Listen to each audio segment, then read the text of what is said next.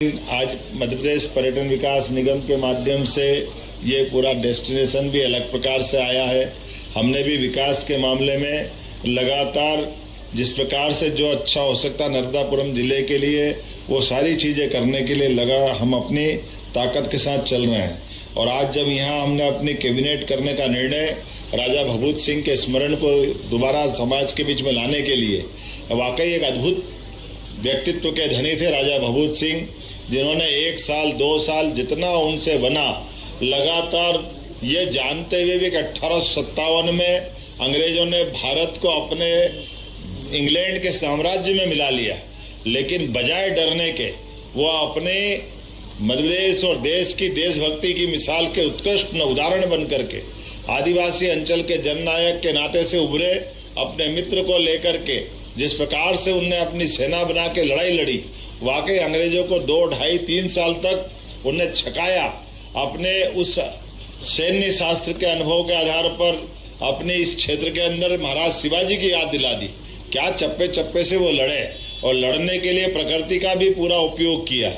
जहां जिस प्रकार से जो हो सकता है वीरता को प्रतिभाषित करते हुए जिस प्रकार से उनने जीवन जिया, वाकई वो श्रद्धा और आदर का हमारे लिए जीवन में मृत्यु तो सबको आती, लेकिन ऐसी आदर्श मृत्यु जो अपने देश को धन्य करे, देशभक्ति की उत्कृष्ट मिसाल बने, ये हमारे लिए सौभाग्य की बात। राजा भभूत सिंह मरे नहीं, वो अमर है, हमारे हृदय के अंदर है, हमारे अपने सपनों में है, हमारे संस्कारों में है, इसलिए अत्यंत आदर और श्रद्धा के साथ देखे जाते हैं। आज खवासी समाज के भी कई सारे यहाँ हमारे मित्रगण बैठे हैं, मवासी है ना, मवासी समाज, और उनके वंशज भी है, मनीष है ना यहाँ पे, उनके वंशज भी है, मुझे मिले। पिछली कैबिनेट से हमने यहाँ वो सारी बाधाएं हटा करके विकास का परचम लहराने का निर्णय किया है, जिसके आधार पर वर्षों से एक मांग आती थी कि पंचमढ़ी का विकास रुका हुआ है बहुत सारे कारण से, तो हम वो सारे दरवाजे खोल रहे हैं, जिसके कारण से हमारा विकास अवरुद्ध हो रहा था। कुछ और छोटे मोटे निर्माण कार्य भी हम यहाँ पे आज करने जा रहे हैं। इसमें 38 करोड़ की लागत से अनेक निर्माण कार्य और विकास के हम लोकार्पण भूमि पूजन कर रहे हैं। जोरदार अभिनंदन कर दे आज के इस कार्यक्रम की दृष्टि से, जिसमें 10 करोड़ की लागत से जय स्तंभ क्षेत्र के प्रमुख मार्ग के दोनों ओर पाथवे का विकास भी नागवंशी जी आपके क्षेत्र में करा रहे हैं। विधायक जी और सांसद जी दोनों को बधाई दे रहा हूँ। इस अवसर पर 1.35 करोड़ की लागत से पचमढ़ी की पर्यटन विकास निगम के माध्यम से सतपुड़ा रिट्रीट में किचन, रेस्टोरेंट, स्विमिंग पूल, इसका भी लोकार्पण हम करने जा रहे हैं। लगभग 60.60 करोड़ की लागत से धूपगढ़ पर जल व्यवस्था, लगभग 0. इतने प्रकार के काम है। जटाशंकर पर, पचमढ़ी के प्रवेश द्वार पर, और ये पिंक टॉयलेट के लाउंज का, अलग अलग प्रकार के बहुत सारे काम है। मैं उल्लेख करूंगा तो थोड़ा नाम लेने में गड़बड़ा जाऊंगा, कहीं नाम हांडी खो है, कहीं क्या है, कहीं क्या है, पकड़ने में बड़ा मुश्किल जाएगा। नाम गलत बोलूंगा तो दिक्कत हो जाएगी। तो इसलिए ये सारे निर्माण कार्य के लिए एक बार जोरदार अभिनंदन कर दे।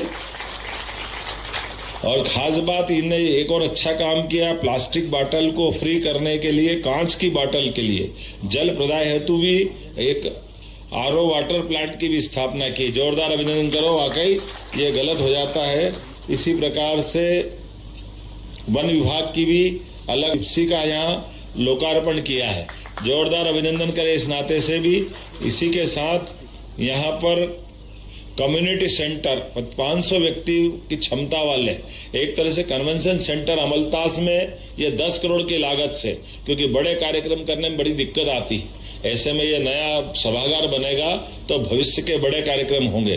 तो मेरी अपनी ओर से बधाई।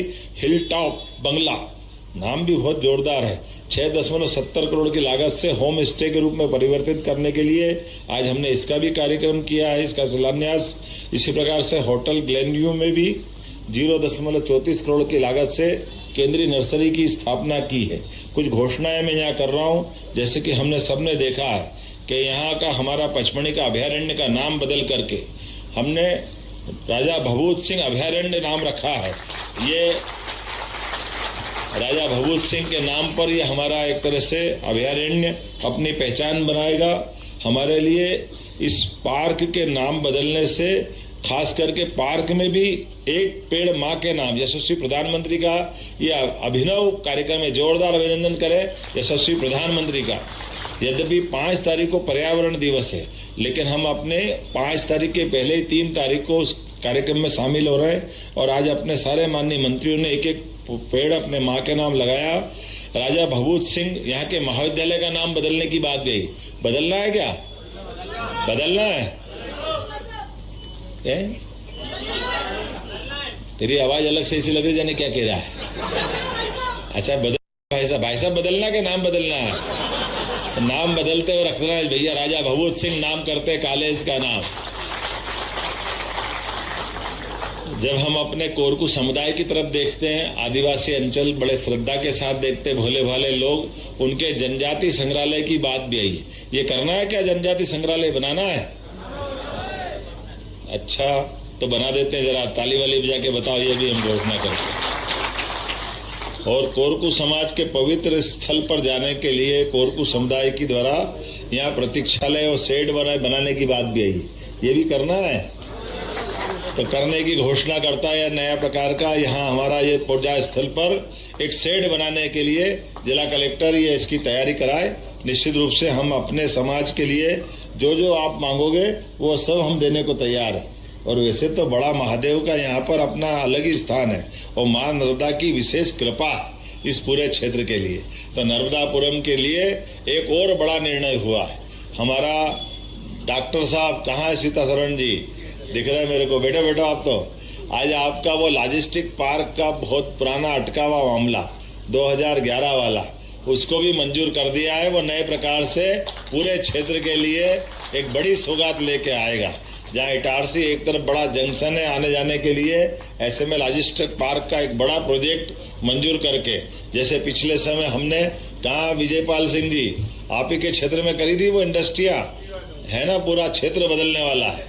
अब इतनी डिमांड जबरदस्त रूप से आ रही है कि पूरा क्षेत्र बदल रहा है।